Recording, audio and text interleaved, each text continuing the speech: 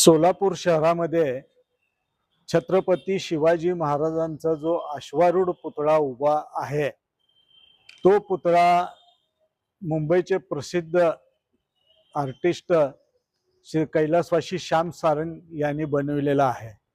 आणि त्या पुतळ्याचा अनावरण कार्यक्रम सोलापूरचे महापौर माननीय विश्वनाथ सिद्धरामप्पा बनशेट्टी होते त्यावेळेस महापौर, आणि त्यांच्या कारकिर्दीत हा पुतळा उभा केला गेला। त्यानंतर तो पुतळा थोडाचा काही कारणास्तव बाजूला सरकवला गेला। ती घटना 1993 सालची आहे आणि त्यावेळेस महापौर होते मनोहर सपाटे।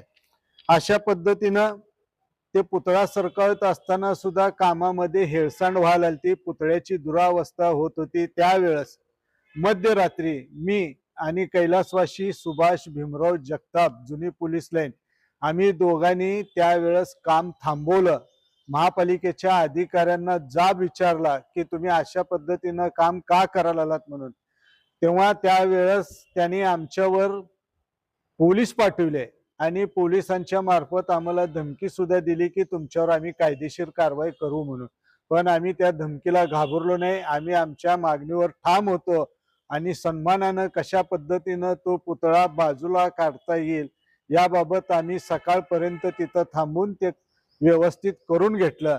आणि एवढं होत असताना काही पोलीस अधिकारी सुद्धा संपर्कात आले तेवढ्या धावपळीत, आणि त्यांनी सांगितलं आम्हाला की तुम्ही दोघं जे काम करत आहात ते अतिशय योग्य आहे, तुमचं म्हणणं योग्य आहे, परंतु आमच्या अंगावर वर्दी असल्यामुळं आम्हाला अशा पद्धतीचं तिथं बोलता काही येत नाही। आम्हाला समाधान वाटलं की म्हणजे आम्ही त्या काळात जी भूमिका घेतली होती ती योग्य आहे। नंतरच्या काळात, अलीकडच्या काळात रत्नागिरी जिल्हा मालवण या भागामध्ये छत्रपती शिवाजी महाराजांचा भव्य असा पुतळा उभा केलेला होता समुद्राच्या कडेला। परंतु काही कालावधीतच तो पुतळा चबुतऱ्यातून निसटून तो खाली पडला आणि तो पुतळा भंग पावला। आणि त्यावेळेस महाराष्ट्र शासनाला जाग आली की महाराष्ट्रामध्ये जे काय युग पुरुष असतील किंवा मोठी माणसं असतील त्यांचे जे काय महत्वाचे पुतळे आहेत त्या पुतळ्यांचं स्ट्रक्चर ऑडिट करावं म्हणून महाराष्ट्र शासनानं निर्णय घेतला। आणि त्यामध्ये आपला चौकातील छत्रपती शिवाजी महाराजांचा सुद्धा पुतळ्याचा त्याच्यामध्ये नंबर त्याच्यात समावेश झाला। यशवंतराव चव्हाणांचा पुतळा सोलापुरातला तो सुद्धा समावेश झाला। परंतु स्ट्रक्चर ऑडिट करत असताना ठरल्यानंतर महापालिकेमध्ये 2 बैठका महापालिकेनं सोलापूर शहरातील ठराविक शिवप्रेमींची बैठक तिथं बोलावली होती। अनेक शिवप्रेमींनी तिथं सूचना केल्या। मी सुद्धा हा पुतळा कसा बसला आहे हे बघणारा मी त्या उपस्थितांच्या पैकी मी एकमेव साक्षीदार होतो।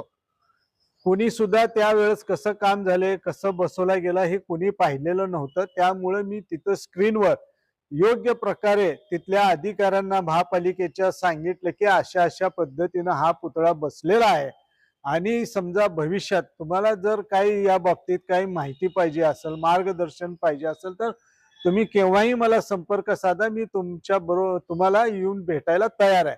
परंतु तसं कुठल्याही प्रकारचं झालेलं नाही। आणि महापालिकेनं नंतर ते काम सुरू केलं आणि इतका वेळ लागलाय त्या कामाला। अनेक महत्वाच्या घटना झाल्या, शिवजयंती झाली, आता परत दुसरी शिवजयंती 2026 ची यायला आलेली आहे। पाळणा कार्यक्रम सुद्धा तसाच पडदा लावून केला गेला। महत्वाच्या ज्या काही घटना झाल्या ऐतिहासिक त्यावेळेस हार अर्पण करायला सुद्धा आला नाही। म्हणजे नुसतं रेंगाळलेलं काम आहे, ढकलाढकलीत चालू आहे। आता परवा काही संघटनांनी महापालिकेला हा जाब विचारला तेव्हा त्यांना सांगण्यात आले की 10 जानेवारीला कसल्याही परिस्थितीत आम्ही पुतळा करून तयार ठेवू, आणि अशा पद्धतीचं ते पत्र सुद्धा त्यांच्याकडे दिलेलं आहे।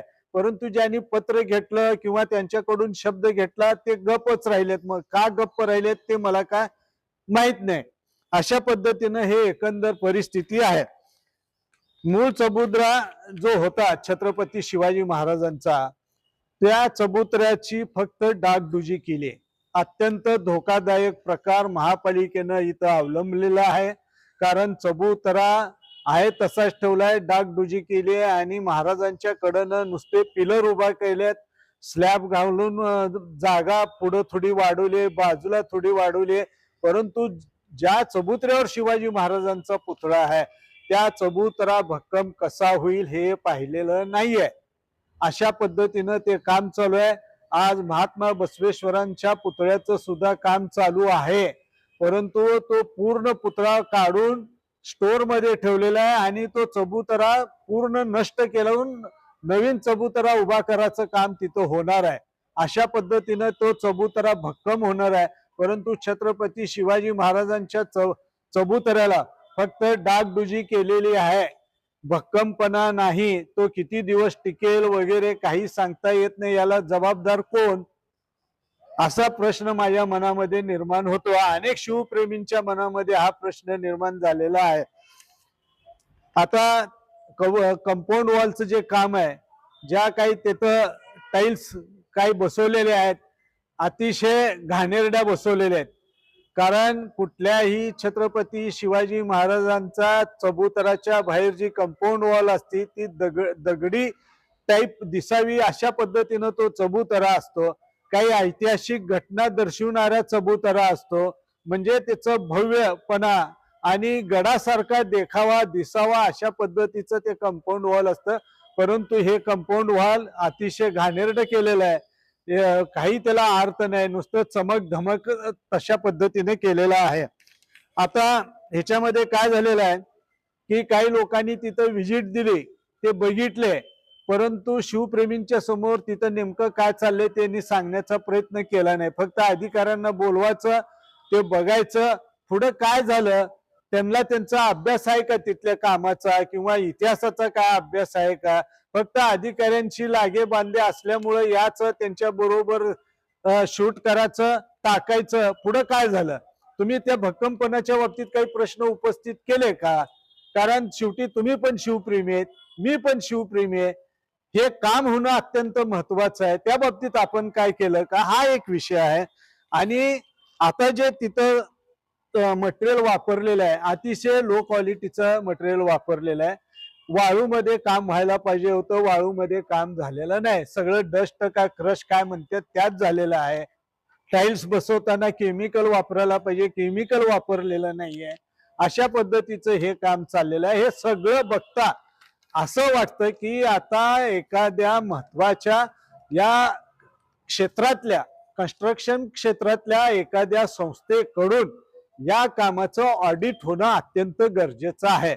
त्रयस्थ ती कंपनी असावी, त्रयस्थ ते मंडळी असावीत आणि त्या तज्ञ लोकांच्याकडून याचं ऑडिट होणं अत्यंत गरजेचं आहे. तरच ते त्याच्यातून आउटपुट काहीतरी निघू शकेल. आणि अशा पद्धतीनं हे राहिलं तर सगळे शिवप्रेमी महापालिकेच्या विरोधात, संबंधिताच्या विरोधात लोकशाही पद्धतीनं आंदोलन उभा केल्याशिवाय राहणार नाही.